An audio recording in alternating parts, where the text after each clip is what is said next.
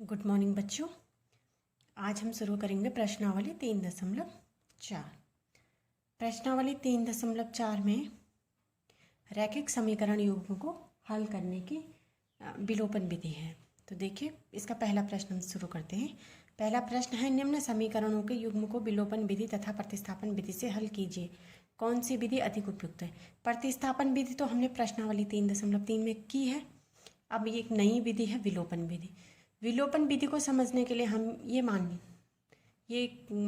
हैं कि हमारे पास जो चर हैं एक्स वाई, ज़्यादातर हमारे प्रश्नों में एक्स वाई है या ए बी, जो भी चर हमारे पास इन रैखिक समीकरण युग्म हैं उनमें से एक चर को हमें विलुप्त करना होगा। तो कैसे विलुप्त करना होगा, कैसे विलोपन विधि से हम प्रश्न को हल करेंगे, ये हम करते हैं। पहला प्रश्न मैंने लिया है x + y = 5 और 2x - 3y = 4। अब विलोपन विधि से जब मैं हल करूँगी तो मैं अपनी दोनों समीकरण लिख लूँगी। x + y = 5 पहली समीकरण है, 2x - 3y = 4 दूसरी समीकरण है।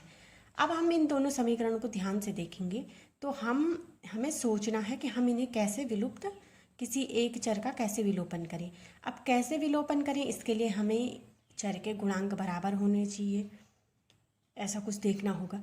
तो जो हमारे पास पहले समीकरण है उसमें x का गुणांक 1 है, y का गुणांक 1 है। जो दूसरे समीकरण है उसमें x का गुणांक 2 है और y का गुणांक -3 है।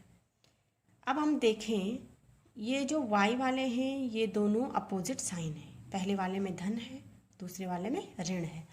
तो हम क्या करते हैं, इसको विलोपन करने के लिए मैं समीकरण 1 को 3 से गुणा करती हूँ। समीकरण 1 को 3 से गुणा करने पर 3 से गुणा करेंगे तो ये हो जाएगी 3x + 3y = 15। और एक हमें नई ही समीकरण मिली है, इसलिए मैंने इसका नाम रख दिया समीकरण 3। अब देखिए, समीकरण 2 और समीकरण 3 में y के गुणांक 2 में है -3y, -3y का गुणांक है और यहाँ y का गुणांक है -3। दोनों के साइन अपोजिट हैं, यानी कि मैं इन दोनों को अगर जोड़ती हूँ तो 0 आएगा।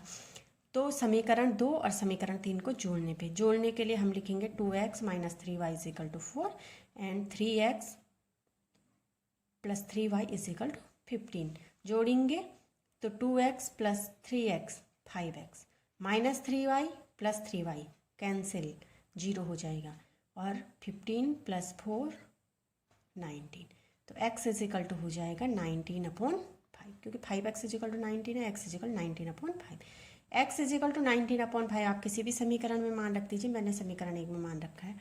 तो ये हो जाएगा 19/5, x की जगह पे आ जाएगा, y की जगह पे y रहेगा = 5। तो y = 5 - 19/5। 5 - 19/5 को हम हल करते हैं, एलसीएम 5 ले लेते हैं, 25 - 19। तो y = आ जाएगा 6/5। तो हमें दोनों की वैल्यू मिल गई है, x की वैल्यू भी और y की वैल्यू भी। तो हम इसे लिखेंगे x = 19/5 एंड y = 6/5। इसी प्रकार से आपको ये इस प्रश्न को प्रतिस्थापन विधि से भी हल करना है।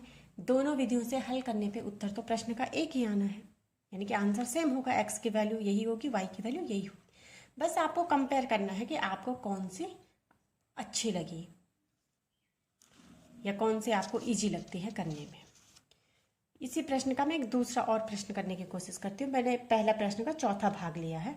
चौथा भाग है x/2 + 2y/3 = -1 और x - y/3 = 3।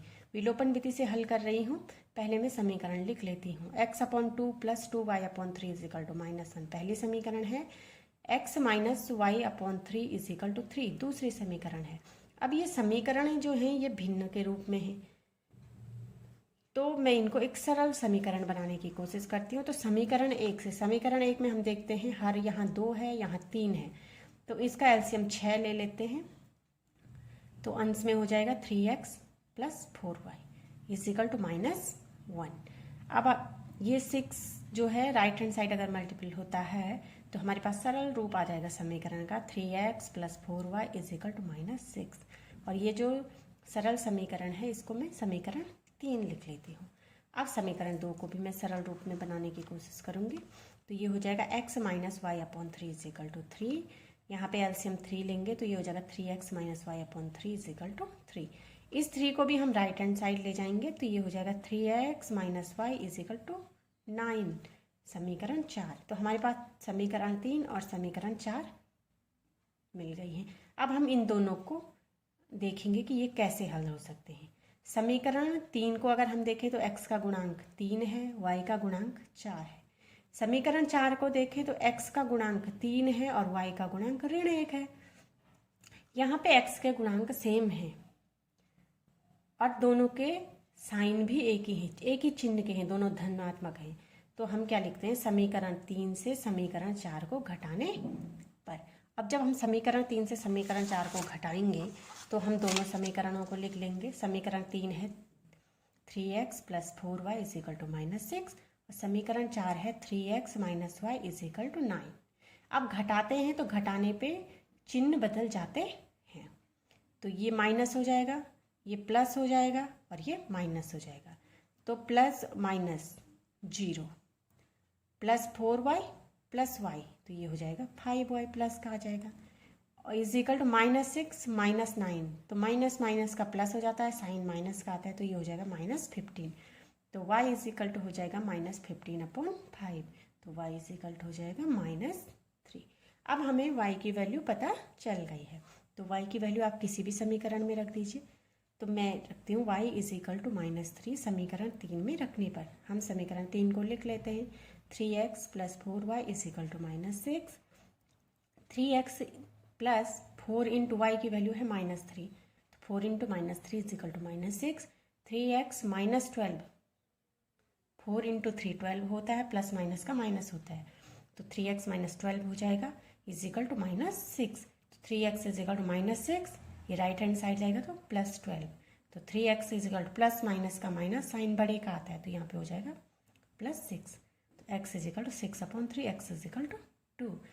तो हमारे पास x की वैल्यू आ गई है 2 और y की वैल्यू आ गई है -3। जब आप प्रतिस्थापन विधि से भी इन समीकरण युग्म को हल करेंगे तो आपके पास यही वैल्यू आएगी। तो आप जो पहला प्रश्न है इसके सभी भागों को विलोपन विधि से भी हल कीजिए और प्रतिस्थापन विधि से भी हल कीजिए, फिर आपको खुद ही पता चल जाएगा कि आपको कौन सी विधि अच्छी लगी है। दूसरा, आपकी इन क्वेश्चनों को करने की प्रैक्टिस भी ज़्यादा होगी। और अगर आपको फिर भी कहीं पे प्रॉब्लम होती है तो आप पूछ सकते हैं। ओके।